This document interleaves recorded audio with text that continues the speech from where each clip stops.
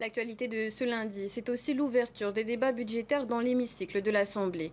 Des mesures ont été proposées par le gouvernement pour faciliter l'accès au logement, comme l'abaissement des frais de notaire. Des réformes timides selon l'opposition. Le ministre de l'économie, lui, n'a pas écarté de futurs ajustements. Emma Mathieu nous en dit plus. Batterie de mesures fiscales à Tarahui ce matin, notamment sur l'accession à la propriété, comme l'exonération de taxes sur les matériaux de construction ou encore la baisse des droits d'enregistrement de 11 à 7%.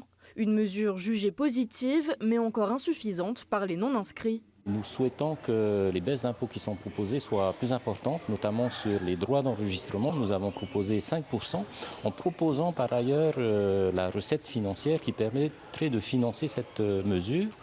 Et puis la deuxième chose, c'est le maintien du dispositif d'exonération de taxes sur les matériaux de construction. Le gouvernement, l'année dernière, avait rajouté de nombreuses taxes, donc il n'était plus exonéré. Et nous proposons de revenir au système antérieur et de faire en sorte que ce prix des matériaux de construction soit encore plus abaissé dans le contexte actuel. De son côté, la majorité met en garde contre les effets potentiellement inflationnistes d'une réduction plus importante des droits d'enregistrement. Il n'écarte pas la possibilité que les promoteurs augmentent leurs prix, faute de contrôle sur les prix de l'immobilier au Fénois. Mais selon le ministre, cette première baisse devrait permettre d'observer jusqu'à fin 2025 la réaction du marché. Tous les scénarios ont été envisagés, y compris effectivement baisser jusqu'à 5% comme l'a préconisé l'opposition. Mais évidemment, un impact budgétaire important, puisque c'était 1 milliard de pertes de recettes supplémentaires pour le budget du pays. Concertation avec les professionnels, notamment les notaires, qui disent que 7% c'est déjà bien.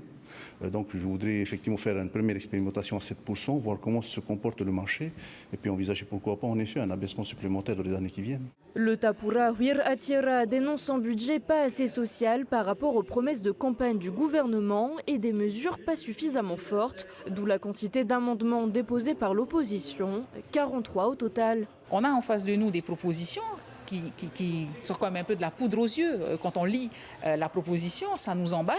Mais finalement, quand on regarde dans le détail, on se rend compte que ce n'est pas suffisant. On ne va pas au bout des choses. On nous invite à participer.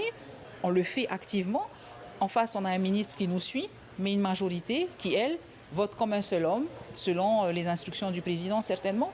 Donc du coup, est-ce qu'on va continuer à participer aussi activement? Il y a de quoi s'interroger. Les discussions sur le budget 2025 se poursuivront demain et devraient s'étendre jusqu'à mercredi après-midi. Les débats promettent déjà d'être mouvementés sur la proposition de résolution appelant l'État à ouvrir le dialogue de décolonisation.